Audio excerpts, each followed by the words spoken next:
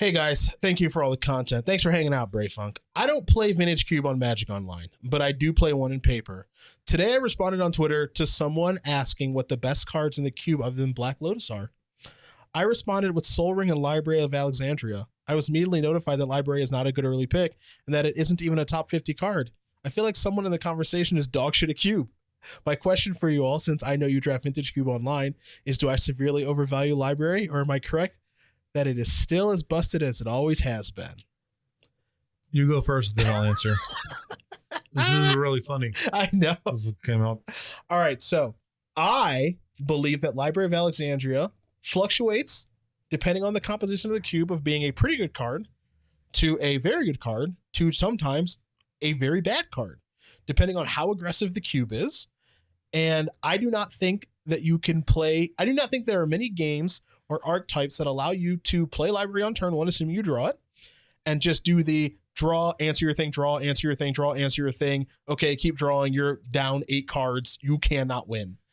So I am not a big proponent of Library in general, but there are some versions of the Vintage Cube where it is better than others. But with regards to like best cards in the cube, it's like a Vintage Cube. It's like Black Lotus, Sol Ring, all the power, some white cards like Swords to Plowshares, some discard, depending if there's Reanimator theme, like Entomb. Like it depends on what archetypes are built into the cube, but by and large, like the best cards are the Power 9, Sol Ring, Fast Mana, Ancient Tomb, stuff like that.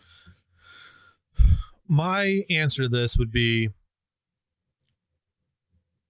it is definitely like a generational gap. Like older players and players who were around when it was sort of a dominant tournament feature overvalue, or at least rate much more highly, younger players who have no experience with this being a tournament thing. Okay. I think I'm extremely skeptical of any list that does not have it in the top 50. The opportunity cost is so low. Like, yes, what you're saying is true, that it's, that play pattern is not very common in Vintage Cube. And, it's not like you just run away with all the games, even if it's your opening hand, but it's a land that's half or colorless. Yeah. Like it doesn't have to win the game by itself very often to be a very high pick, given that it's a land that has colorless mana.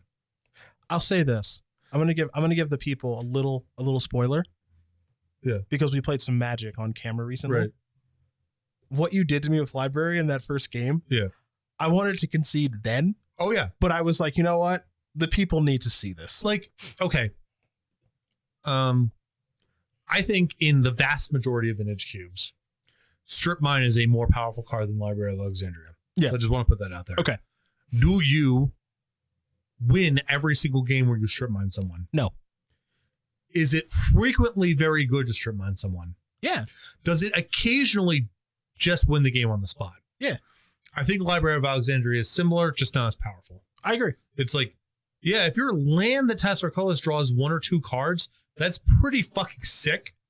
And one game out of 15 or 20 where you get to do the like library sort your thing, draw another card, counter your next thing, whatever, that like the games where Library just runs away with it.